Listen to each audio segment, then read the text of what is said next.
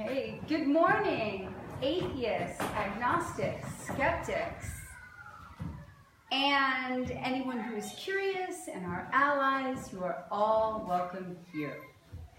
We call ourselves an atheist church because you will never hear anything supernatural talked about from the podium. All right. Well, thank you for coming. Let's go ahead and get started. So my sermon today is more or less a book report. It's a book report on a really, really big neuroscience textbook. It's almost like, what is it, 600 pages? Something ridiculously giant. So you might be asking yourself, why would I want to come to a book report on a giant neuroscience textbook?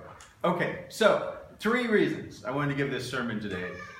Reason number 1, as I talked about in some of the previous sermons, I'm super interested in Darwin and his theory of morality, because I think in Descent of Man and in his expression of emotions and man and animals, he laid out the foundations for a moral theory. And according to his moral theory, human emotions should be understood to have arisen out of, social emotions. And so I'm interested in understanding, well, what are those social emotions? Or more fundamentally, what are emotions in general? So that's one motivation. I wanted to figure out, well, how do you think about Darwin's theory if you bring in, the latest findings in neuroscience? Second reason I'm interested in the topic is I think that an understanding of the emotions is the key to understanding happiness. How are you supposed to understand happiness if you don't actually understand what happiness is? And so I'm interested in understanding, well, what are the fundamental emotions that humans have? And then the final reason that I'm interested in this topic today is, as I think it will become clear over the course of this sermon, our core self, what we really are, if you just remove all of the cultural trappings, everything about a person, our raw brute self is really just our fundamental emotions. And if you really want to understand what your core self is, you need to understand what those emotions are. So that's my motivation for this sermon today.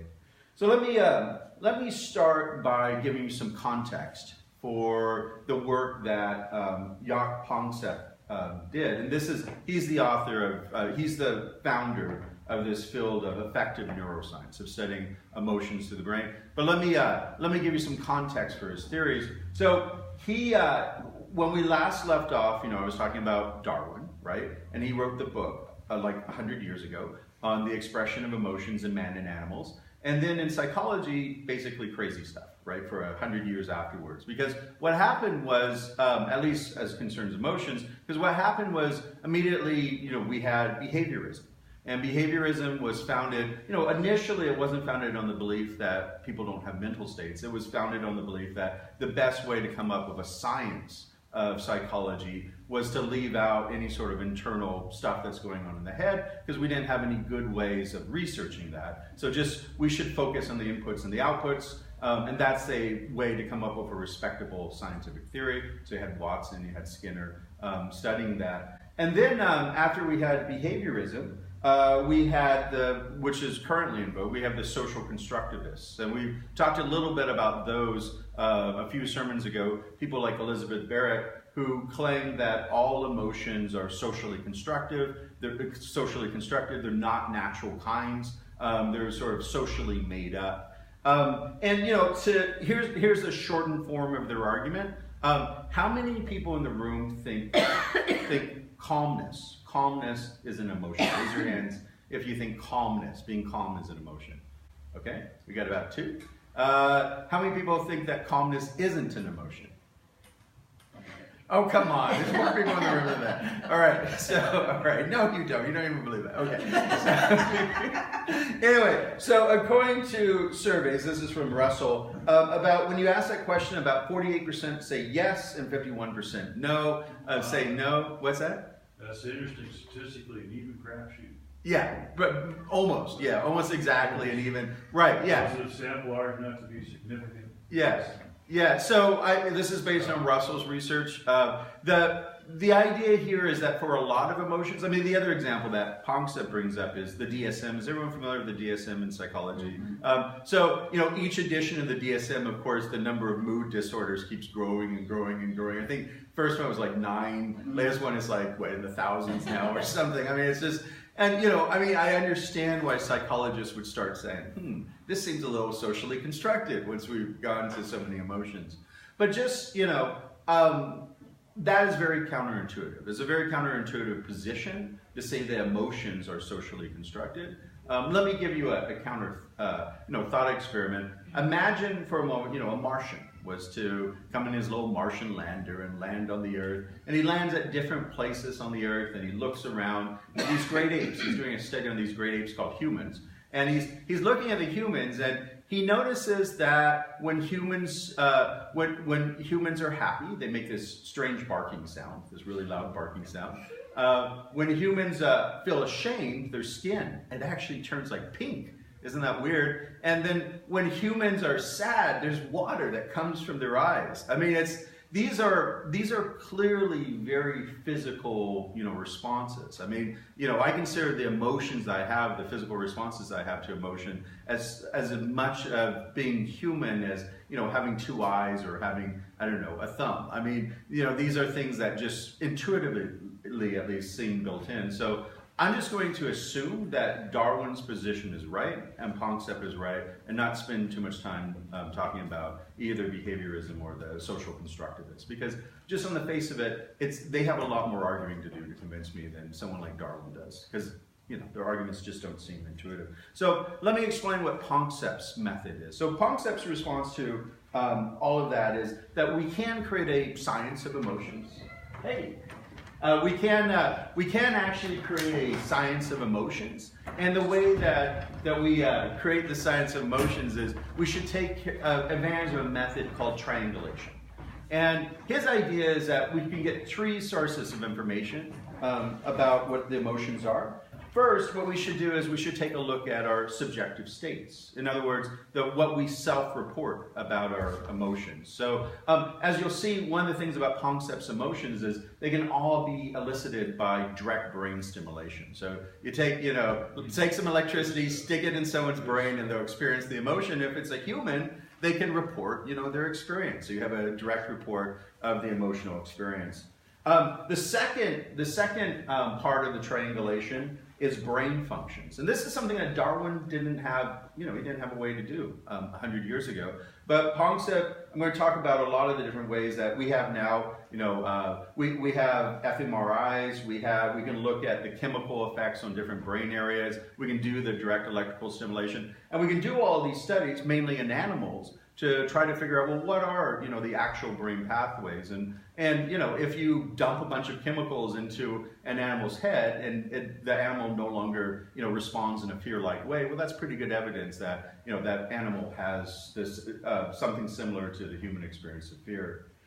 And then finally, I'm going to talk about a lot of rat experiments. So Panksepp likes, rat experiments, and this is looking at behaviors of rats, instinctual behavior of rats, and using that again to triangulate what the emotions are. So that's his basic approach.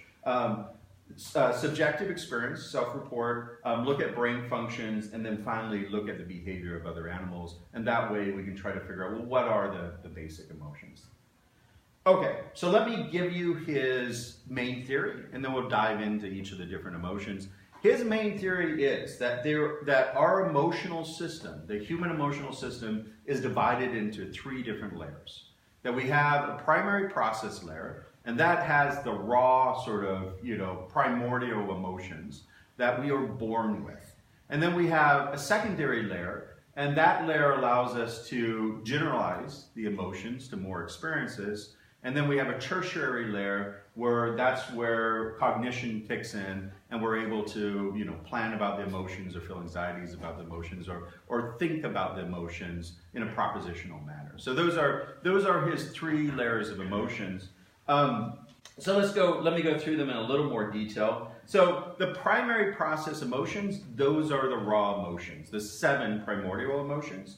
And just to say them real quickly, the 7 primordial emotions are seeking, rage, fear, lust, care, grief, and play. Don't worry, we'll go back through them in a moment. Those are the 7 basic ones. And the idea there is those 7 basic emotions are shared with all mammals. And in fact, a lot of birds and, even some lizards too. So, but all mammals have these 7 basic emotions. And these are innate. These are emotions that all mammals are born with. They were selected through natural selection, so they improve the fitness of the creature. All of these emotions can be experienced through direct electrical stimulation of the brain. So stick a wire in a person's brain or in a rat's brain, and they will experience the emotion. That's so cool. Yeah, it is, isn't it? The emotions can be they're either negative or positive. So none of these are neutral, and that's important for doing experiments again with rats, because you want to see if the rat seeks out the emotion or if they avoid the emotion, and that way it helps with the triangulation with other animals to see, you know, if they're experiencing the same thing. And the final thing about this primary process level, sort of the innate emotions, these are located deep in the brain. This is your lizard brain, right? This is the deep layers of your brain where these emotions live. So that's the primary process level. On top of that, it has a secondary process emotions, and that's where learning happens. It's all about, actually, it's very much like behaviorism. It's where you make the association so that you can extend out or generalize fear to more and more things. That's how, pigeons learn how to play ping pong, if you give them the right, rewards and when they're trying to learn ping pong. And then finally, the tertiary process emotions. This is the cognitive level. So this is where, traditionally when philosophers and psychologists talk about psychology, human psychology, they're focusing on that level. And that's the level of the neocortex. That's the level of propositional thinking and making predictions about the future and all the deep thoughts and all that. That's up on a different level. That's up on the neocortex. The higher emotions, according to Panksepp, are located in this tertiary level. So at the higher level, he would put pride, shame, guilt, jealousy, things like that. From Panksepp's perspective, those are socially constructed. All of the higher social emotions are socially constructed, but the primary process emotions are innate and shared among all animals. All right, so how does he, on what basis, because this is a pretty controversial claim that there's really, this division between sort of the, raw primordial emotions, the lizard level of emotions, and the neocortex level. So what's his main argument for making this division? His main argument for making this division is, it turns out that if you remove the neocortex from a rat, they experience all the emotions with no changes in their in the way that they behave. All the primordial emotions. So they play in the same way. They experience fear in the same way. They enact anger in the same way. The neocortex isn't needed for any of that stuff. And in fact, this is sad, but there are human babies who are born without a neocortex. It is a disease. And these babies also experience emotions. They also, show the same emotional expressions. In fact, after brain trauma, what the suspicion is really the neocortex is more involved in suppressing emotions than it is in generating emotions. The idea is that that you don't actually get, the neocortex doesn't provide motivation for anything. There is a theory of Spock. From Star Trek, where there's actually two theories of Spock, right? One theory of Spock is he's just completely without emotion, he's purely logical. That would be a very boring Spock, right? Because in that case, if he's completely working at the level of the neocortex, he would never do anything. He'd never be motivated to do anything. He'd be a potted plant. He would just sit there and, I don't know, ponder. Yeah. I don't know what he would. I thought I was the only one who thought of that. But there's another theory of Spock where Spock is actually, in some of the movies he says, yes, the ancient Vulcans had so much emotions that, they had to control the emotions. Had to control the emotions by developing, all this meditation and all this neocortex activity to suppress their emotions. And that's really sort of the Panksepp theory of emotions. That's also what Constructivism says flat out. Oh, good. Okay, so I have some evidence for it. Yeah, so Panksepp and Spock is correct. That's good.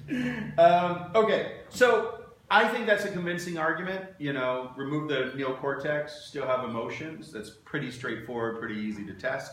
So let's move on from there. The other idea of these three layers of emotions is these are supposed to be evolutionary layers. So if you go to our great-great-great-great-granddaddy, back into a mammalian history, back when mammals were first evolving, the idea is that the primal emotions were sort of the first layer of the brain. That's why they're located so deep in the brain. And the idea is that at that time we didn't have a developed visual system, a developed auditory system, and at that time the raw perceptions that we had were things like touch, were things like taste, and things like smell, which is basically tasting the air. So we had some really, primordial perceptual systems too, and the original emotional system developed within that context. And then what happened was that these other two layers that we're talking about were layered on top of them over the course of evolution. You need a really, really big neocortex if you need to do a lot of planning, and that was something that was added, later on in the history of of humanity, in the history of our life. The other part of this too is it's not only evolutionary developments, it's also just in terms of an individual human's development. The idea is that babies are born with the primary emotions. It's instinctual, right? They come out of the womb, they have these primary emotions, but the neocortex is blank. There's nothing there. And he spends a lot of time talking about the fact that we only have about 22,000 genes to work with. And using those 22,000 genes, that's enough to maybe encode the primary emotions, but for all of the stuff that we have to write in there on the neocortex later, it's a very different brain system. It starts out with a blank slate, and that's the part that has to be informed by culture and by society. All right, so let me, I think the best example that he gives of how all this works together is the example of fear. So I want to start, my favorite chapters in the book are actually the ones on fear. So I'm going to start by talking about fear. That's the first of the primary emotions. And I'm going to start by talking about what he says about rats. And it turns out that rats are born into the world with a lot of innate fears. If you're a rat, you have the obvious fear. You have an innate fear of pain. All mammals have that. No one wants pain. That's a bad thing, so everyone fears pain. But rats are also born into the world with an innate fear of the smell of a cat. And we're not talking about a fear of a cat. We are literally talking about the smell of a cat.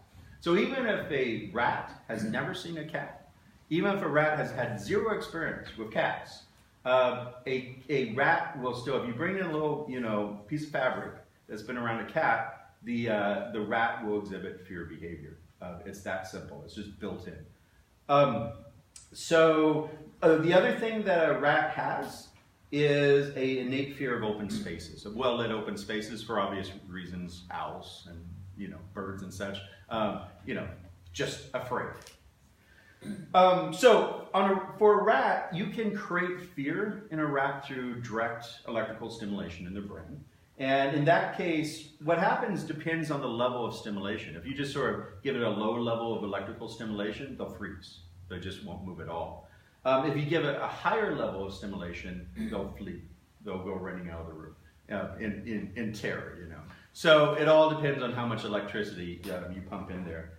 When humans are electrically stimulated in the same location, humans report things like, I'm scared to death. That would be a good one. They also report an abrupt feeling of uncertainty, just like entering a long, dark tunnel. Or a sense of being by the sea with surf coming from all directions. Or somebody is now chasing me. I'm trying to escape him. So they experience raw fear. And they typically try to come up with some sort of story around fear, but they have the primal emotion of fear. Now, it's important to understand that, again, when the rat experiences fear when it smells a cat, it might have no idea what a cat is. And in fact, they've done experiments where they've taken, actual cats, but where the rat can't smell the cat, where they have the rat right next to the cat right next to the rat. And the rat doesn't experience fear at all. It is literally just the smell. So that's where you get to the secondary level, the secondary emotional process, because we need to be able to generalize out these anchor emotions, these raw emotions that we have that are built into us, like the fear of the smell of a cat. And at some point, it would be good to associate that fear with that large whiskered creature who goes wandering around, which might be associated with with that smell of a cat. And in that way, our fears, very innate, specific fears, get generalized out to be able to cover more and more stuff through the process of association. Panksepp also gives the example of when they've done experiments with the smell of a cat, they find that rats, if they did the experiment next to, say, brightly lit curtains in a room, that in the future, the rat will just be afraid of any room with brightly colored curtains. They'll just feel fear. Or if they're put in a certain location when they feel the fear, and they're put in that location again in the future, they'll just automatically feel the fear. So the fear isn't necessarily associated with anything about a cat at all. Once it starts being, generalized out, the rat is just picking up random things in its surroundings and knows that, well, this is associated with something that caused a lot of fear in the past. I don't want to be here. And so it has the automatic response. So that's the secondary level. And then finally, the tertiary process, that's the cognitive part. And that's the level that we can say the least about a rat, right? We don't know what a rat's thinking about, but, we don't know. An example of this would be like if a rat is now obsessively concerned, he's worried about in the future getting in situations where he might have to be around the smell of a cat or planning to avoid it, or all the stuff that we do at a cognitive level. That's the part that's hard to study in animals because we can't study that level of cognition. So I want you to notice a bunch of things about this example. First of all, so when the smell of a cat causes fear in the rat, this fear is innate. It's not learned. The rat has no idea what the cat is. I mean, it would be like if all of a sudden, I don't know, I felt a fear whenever I saw, I don't know, a camera. I had no idea. When I walked in, it's like, there's a camera in the room. And then, but later on I discovered, well, actually all cameras are radioactive, and so it's a good thing. I'm glad evolution set me up so that I was innately afraid of cameras because, that way I don't kill myself off by touching cameras. So that's the basic idea, it's just innate. The other part is the rat doesn't like fear. They will avoid actively situations in which they would feel fear. In other words, fear is bad. I'm pointing that out just because, that's oddly controversial. But the idea there is fear is something that's just intrinsically bad and a rat will avoid. They don't want to be in a situation that causes fear. And then finally, the reactions are also instinctive. So it's hardwired into a rat that when a rat's afraid, he will either freeze or run depending on his level of fear. And that's just something built in. That's not something the rat has to learn. It's just, it's born like that. Okay, so that's the first emotion, that's fear. Let me move on to seeking. Seeking is actually the first of the emotions that Panksepp describes, and seeking is what he calls the original emotion. It's the thing that actually drives anyone to do anything at all. The right way to think of seeking is you can think of it as the opposite of depression. Right? If you're depressed, you don't feel like doing anything. Seeking in rats, for example, is when they get up and they start sniffing around the cage and they start looking for things. But the important thing to understand about seeking is it's not seeking anything in particular. It's just being, exploratory, looking for something, being interested.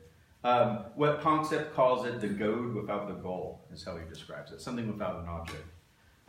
The seeking system drives all of our interactions with the world. So as I mentioned before, if you just work at the neocortex level, there's no reason to do anything, right? In that interpretation of Spock, he might as well have just stayed back on Vulcan. There's no reason to get on the Enterprise, So the seeking is what drives everything. The thing that triggers seeking behavior, the instinctual cause of seeking, is novel events.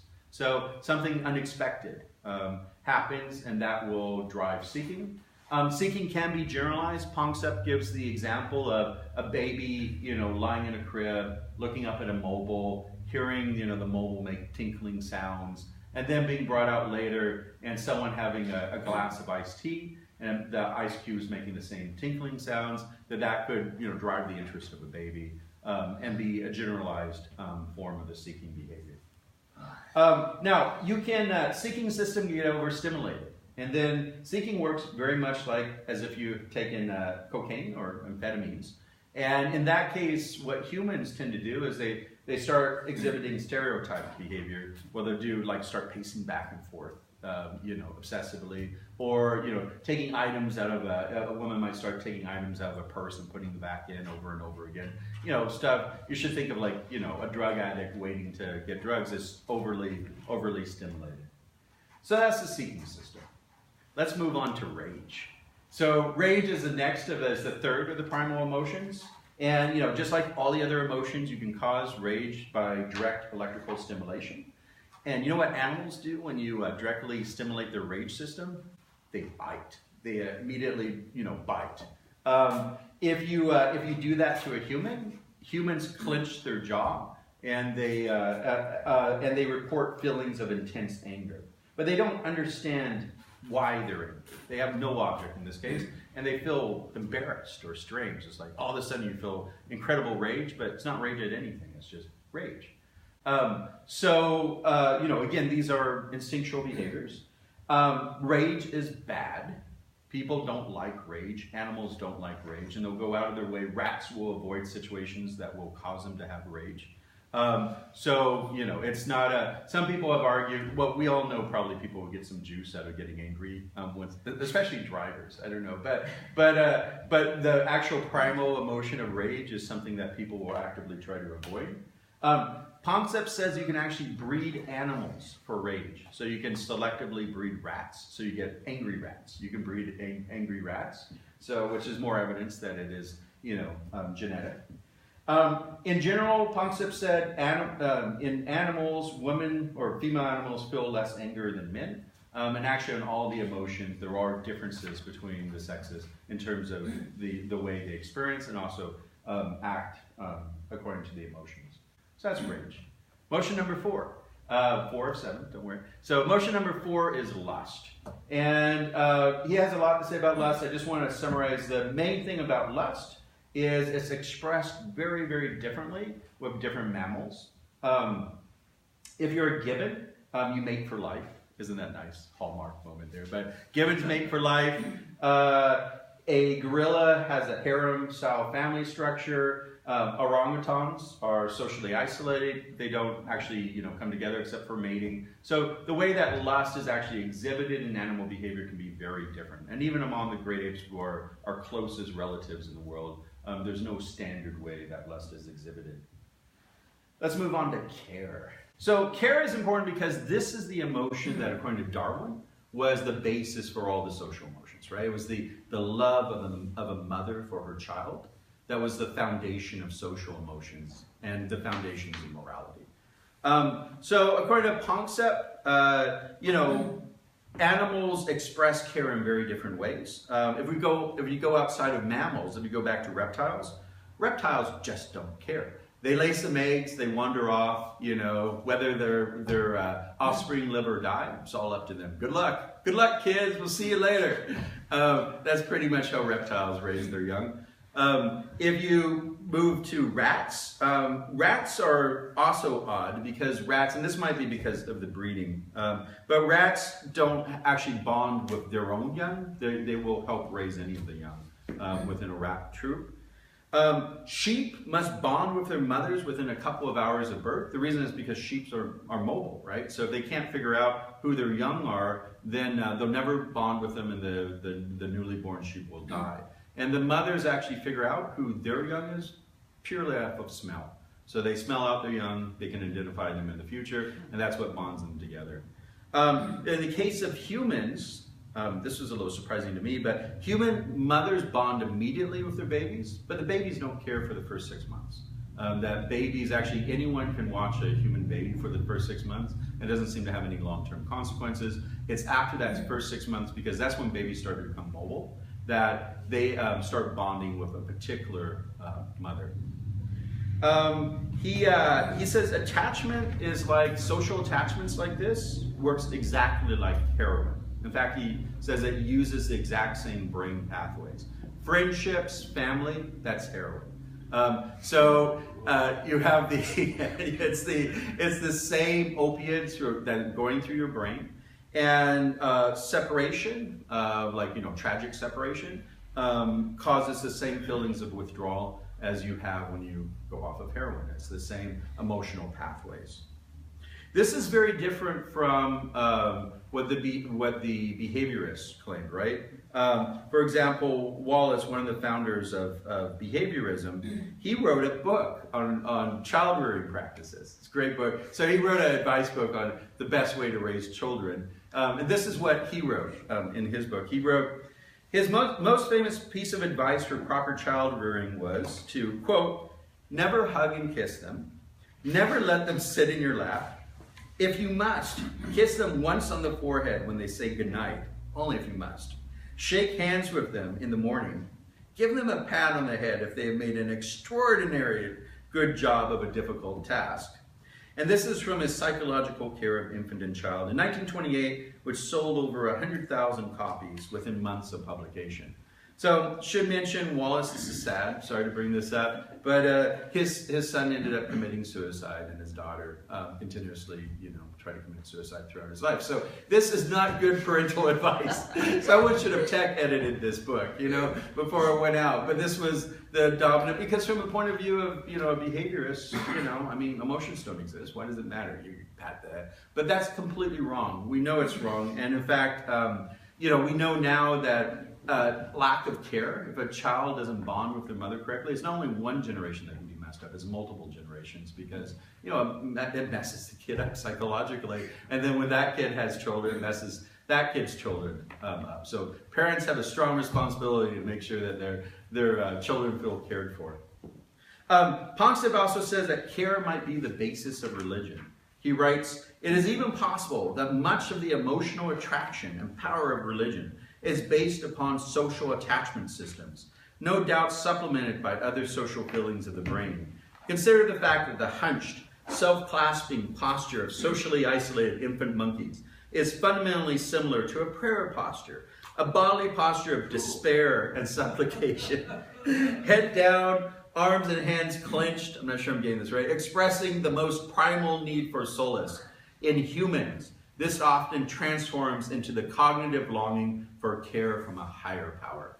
So the idea there is, so attachment can convert into a need for religion. So that's care. Let's move on to grief. So grief is interesting because, so Panksepp actually wrote another book in the 1990s, another textbook. And in the original textbook, he called this the panic system. And so now he calls it the grief system because they're really the same in the brain, they're the same emotional response.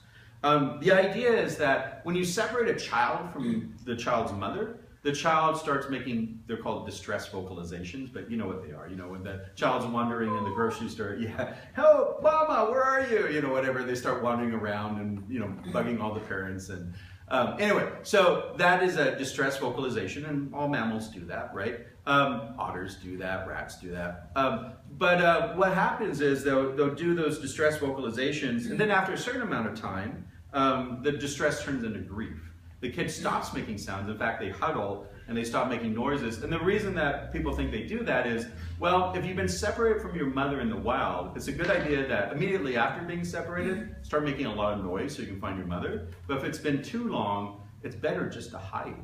It will help your survival, chances if you stop making noise, so that, the cougar knows not to eat you or something. So it's better to go into a state where you shut down. So that's the idea there. Now the interesting thing is in humans and also in animals, animals stop crying as much after puberty. They don't cry as much as, adult males rarely cry. They do sometimes, but very rarely do adults cry in human society. But also, apparently, that's true in guinea pig society and rat society, that after a certain age, animals no longer cry. And so they did these experiments to try to figure out why. And so they did direct, electrical stimulation to guinea pig brains. And they found out that you can make an adult guinea pig cry by, stimulating the same area, but it takes a lot more juice. You can do it, but what they think is happening there is they think that panic after puberty, after the testosterone is thrown into the system, turns into grief. And so for older animals, instead of feeling the raw panic that children feel, they feel the separation. They have the separation feelings that are, grief as when a loved one dies. All right, last emotion, my favorite emotion. Last emotion is play, and this might not sound like an emotion to you at all, but it's one of it's one of the 7 fundamental ones. And we talked about this before, but one of the reasons that Panksepp became so famous recently is he's the guy who discovered laughter in rats. That before Panksepp, no one knew that, they'd studied rats for hundreds of years and they didn't know that the rats were laughing all the time. They couldn't hear the rats laugh because they were laughing at a frequency higher than the frequency that human ears can hear. And so Panksepp brought in some equipment that was being used to listen to bats, sonar equipment, and to be able to hear it, and he was able to record the sound of rats laughing. And after that, they discovered that, actually all of the great apes laugh. So chimps laugh, bonobos laugh. They all have distinctive ways of doing it. They don't sound like human laughter, but they all laugh in the same situations and play situations that humans do. Rats, they want to laugh. They will actually, if you want to make a rat laugh, what you do is you tickle it. The rat likes to be tickled and it will laugh. You can't hear it, but it will be laughing. And in the future, he'll go chasing after your hand because they like, being tickled. So when given a choice, a young rat, when choosing between two other rats to hang out with, will always pick the rat that laughs the most. So good idea to laugh a lot. It's a good way to, attract friends. When given a choice, they'll pick a rat that laughs. Rats also sigh. This is a little sad, I'm just going to throw it in here. But when they do experiments where they give rats pain, where they electrocute their feet, it's painful for a rat, they'll sigh with relief when the experiment is over. Again, people weren't really paying attention to that, but they do have a sigh expression as well. Okay, so let's get back to play. How does play work? Play works like hunger in rats. So if you separate off some juvenile rats for 4 hours, they'll build up more and more of a need for play. And then when you get them together, they'll go running together and they'll start playing. And they'll start laughing immediately. They'll start, laughing. And then over time, the amount of laughter that they do, it tapers off, right? It goes down in a linear fashion. It takes about a half hour. And then the rats, after that, you have to separate them off again. And then they get together and they start playing again. Now, the cool thing is rats play in a very distinctive way. They basically wrestle, so they pin one another down so they win and lose and they go around. And the way rats play is, it's not fair for you to win too often if you're a rat. If you win more than 70% of the time, you're considered a bully, and rats won't play with you anymore. So rats quickly learn that even if they can win all the time, it's just not good manners. So they learn to lose occasionally so other rats can have the experience of winning. So the other thing about play is rats don't learn how to play. And in fact, they've taken newborn rats and they've isolated them from all other rats for 25 days and they've released them back in with the other rats and they immediately start pinning one another down and playing the exact same way. And this play behavior is very distinctive. It's different from fighting. I didn't realize this, but when rats fight, they box. They actually stand up and they box one another, which is pretty cool.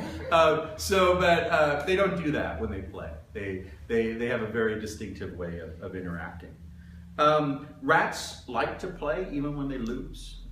They will work out a maze to get into a room when they play. Even if the last time they played, they ended up being the loser over and over again. They just enjoy playing. Playing is a good thing. It's intrinsically good. The other really bizarre thing, which I mentioned before, is if you remove a rat's neocortex, they'll still play exactly the same way. No change at all. So it shows that there's zero dependence on the neocortex at all. It's a primary process of motion. Rats will play even if they can't think about playing. In humans, Panksepp claims that, so all of this rough and tumble play also applies not in exactly the same way, but in a very similar way to human children.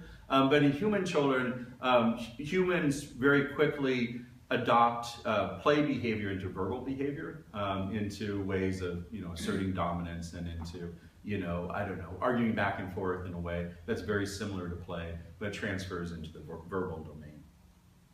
All right, well, so those are the 7 emotions. Those are the Panksepp 7 emotions. And I just want to conclude this by talking about first, so what Panksepp is trying to get to here is what we really are under the covers of all of the social constructivism, of all of our experiences, are these 7 primal emotions. Remember, when we're born into the world, a newborn baby, that's all we have.